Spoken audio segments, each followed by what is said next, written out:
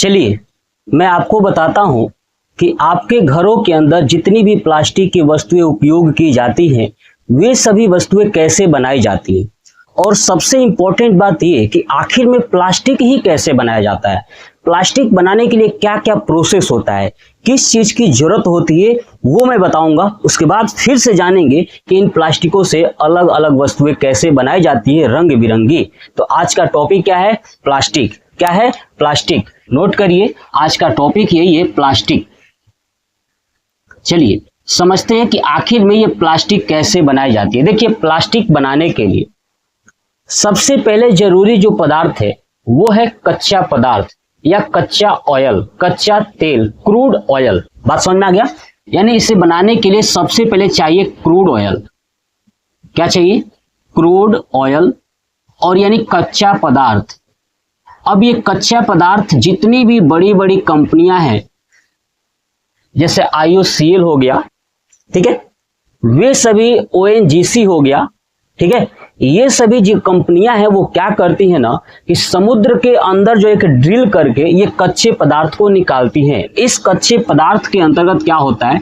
आपका petrol, diesel, ठीक है, केरोसिन या अन्य बहुत सारे पदार्थ होते हैं, और साथ ही साथ सबसे इंपॉर्टेंट चीज है गैस, और यही गैस प्लास्टिक बनाने के लिए प्रयोग किया जाता है। यानी क्रूड ऑयल कच्चा पदार्थ के अंतर्गत पेट्रोल, डीजल, केरोसिन या और भी बहुत सारी पदार्थ होती हैं, और साथ ही साथ उसमें गैस होता है, और इस गैस का प्रयोग जो है कि प्लास्टिक बनाने के लिए किया जाता है। और इसी गैस जो हमारे घर में आता है LPG सिलेंडर वाला, वो भी इसी गैस से बनाया जाता है। मतलब यही गैस को क्या कहता है? रिफाइन किया जाता है। अब एक्चुअली होता क्या है कि जो क्रूड ऑयल है ये पाइप के माध्यम से भेजा जाता है कंपनी में। वो कंपनी होती है रिफाइनरी वाली। कौन सी? रिफाइनरी जो कंपनी होती है, उस रिफाइनरी कंपनी में ये गैस जाता है, और इस गैस को क्या किया जाता है कि लगभग 400 डिग्री सेल्सियस से अधिक तापमान पर गर्म किया जाता है। क्या किया जाता है? गैस को। रिफाइनरी जितनी भी कंपनियां हैं, जैसे एग्जांपल दैट समझिए, एक कंपनी गेल, ठीक है, gas authority of India limited, GAIL. देखिए, मैंने गेल में वर्क किया हुआ है, इसलिए मुझे ये चीज पता है कि कैसे ये काम होता है, कैसे प्लास्टिक बनती है, ठीक है। तो मैं आपको चीजें समझाऊंगा, ध्यान से सुनिएगा। तो जो गेल कंपनी है वो क्या काम करती है? इस गैस को पाइपलाइन के माध्यम से अपने यहाँ इंपोर्ट करती है, खरीदती है, खरीदने के बाद उसे प्रोसेस करती है, उसके ऊपर क्या करती है? उसको फर्नेस में डाल करके उसको गर्म करती है लगभग 400 डिग्री सेल्सियस से ऊपर। जब ये गर्म किया जाता है तो ये गैस क्रैक होने लगता है, टूटने लगता है। अब ये गैस टूटता है तो उसके अंदर कई सारी अन्य अन्य गैसें निकलती हैं, जिसमें से हमें प्लास्टिक बनाने के लिए दो गैस ज्यादातर जरूरी होती है। एक होता है प्रोपिलीन, ठीक है, एक गैस निकलती है प्रोपिलीन, और दूसरा होता है एथिलीन, है ना, और तीसरा होता है नेफ्ता। देखिए, नेफ्ता गैस भी निकलती है, इसकी हमें जरूरत नहीं है, जबकि इन दोनों को प्लास्टिक बनाने के लिए चाहिए, यानी प्रोपिलीन और एथिलीन। अब ये जो प्रोपिलीन है, ठीक है, ध्यान सुनिए, प्रोपिलीन और एथिलीन गैसों को क्या किया जाता है कि ये जब गैस बन जाते हैं, ये गैस के छोटे छोटे कण होते हैं। क्या होते हैं? छोटे छोटे ये कण होते हैं। ध्यान रखिएगा, ये छोटे छोटे जो कण है ना गैस के, इसे मोनोमर कहा जाता है। क्या कहा जाता है? मोनोमर। याद रखिएगा कि मोनोमर क्या होता है, तो ये गैस के छोटे छोटे जो कण होते हैं ना, वही क्या कहलाते हैं? आपके मोनोमर कहलाते हैं। याद रखिएगा कि प्लास्टिक के निर्माण के लिए सबसे छोटा कण कौन सा होता है? तो मोनोमर होता है। ये एग्जाम में पूछा हुआ है, ये पीछे की चीजें नहीं, ये पूछा जाएगा कि मोनोमर क्या है। तो जो है कि प्लास्टिक बनाने के लिए सबसे छोटे छोटे कण होते हैं ना, वो क्या होते हैं? मोनोमर होते हैं। तो ये प्रोपिलीन और एथिलीन के छोटे छोटे जो कण बनते हैं, क्रैक होने के बाद, टूटने के बाद, इसे अलग कर लिया जाता है गैस से, और गैस से अलग करने के बाद इसे क्या कहते हैं? छोटे छोटे कण के रूप में जब बदल जाते हैं तो ये मोनोमर हो जाते हैं। अब ये मोनोमर के साथ क्या होगा? ध्यान सुनिए, ये जो मोनोमर होता है ना, ये जो मोनोमर होता है, इसे क्या किया जाता है ना कि रिएक्टर मशीन में भेजा जाता है। कहां भेजा जाता है? रिएक्टर मशीन में।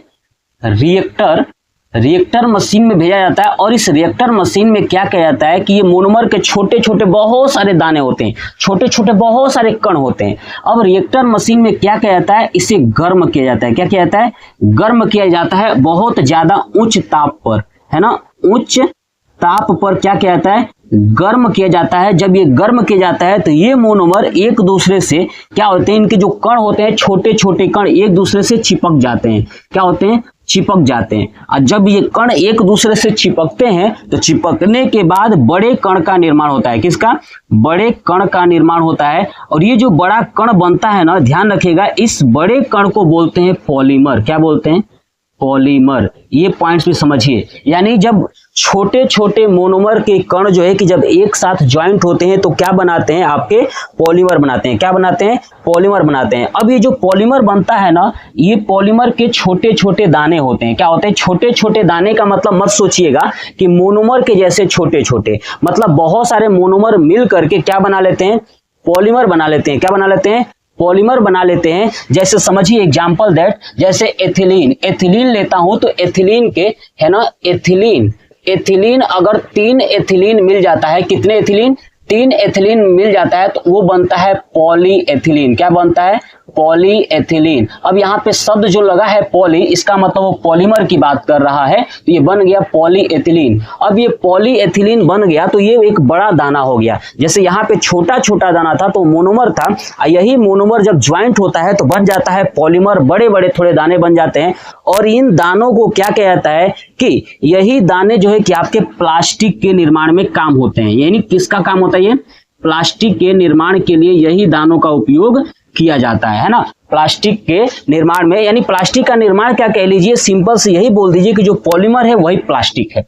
तो ये जो पॉलीमर बन के तैयार हो गया, ठीक है। अब ये पॉलीमर जो है कि ठंडा किया जाएगा और ठंडा करने के बाद छोटे छोटे टुकड़ों में काट लिया जाएगा, छोटे छोटे दानों के रूप में। ऐसे छोटे छोटे छोटे छोटे दानों के रूप में इसे क्या किया जाता है, इस पॉलीमर को काट लिया जाता है। और काटने के बाद या तोड़ लिया जाता है मशीन से, और इनको तोड़ने के बाद बोरे में भर करके, ठीक है, ये प्लास्टिक बन चुका है, यही पॉलीमर ही क्या है, प्लास्टिक है। ये बोरे में भर करके इसे कंपनी में भेज दिया जाता है और अलग अलग कंपनी के पास ये पॉलीमर के दाने चले जाते हैं। तो आपसे कभी पूछ दे कि प्लास्टिक का निर्माण किससे होता है, तो पॉलीमर के दाने से। पॉलीमर किससे बनता है, तो मोनोमर से। मोनोमर किससे बनता है, तो है ना, प्रोपिलीन और एथिलीन के छोटे छोटे कणों से मिलकर ये मोनोमर बना होता है। ये पूरा आपको कॉन्सेप्ट आपको याद रखना ही रखना है, ठीक है। अब ये बनकर तैयार हो चुका है प्लास्टिक को। अब देखिए ये प्लास्टिक चली गई कंपनी में, जिस कंपनी में प्लास्टिक की वस्तुएं बनती है उस कंपनी में क्या चला गया, ये आपका चला गया पॉलीमर। अब ये पॉलीमर को क्या किया जाता है, तो पॉलीमर को जो है कि गर्म करके